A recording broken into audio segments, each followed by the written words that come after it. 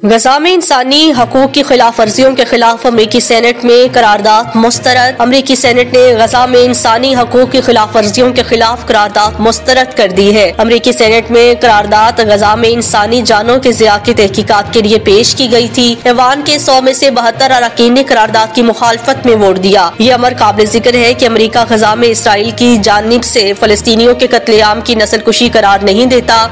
गैर मुल्की ज़राए अबलाग की रिपोर्ट में बताया गया था कि इसराइल के ज़ेर इस्तेमाल असलहे की बड़ी मिकदार अमरीका मुहैया करता है।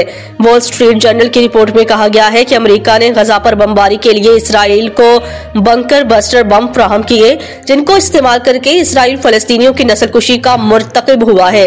वाज़ेह रहे कि 7 अक्टूबर से इसराइली बदतरीन बमबारी के नतीजे में बच्चों, सहाफ़ियों और डॉक्टर समेत 24,282 फलस्तीनी शहीद हो चुके हैं, जबकि 61,000 से ज़ायद जख्मी हैं।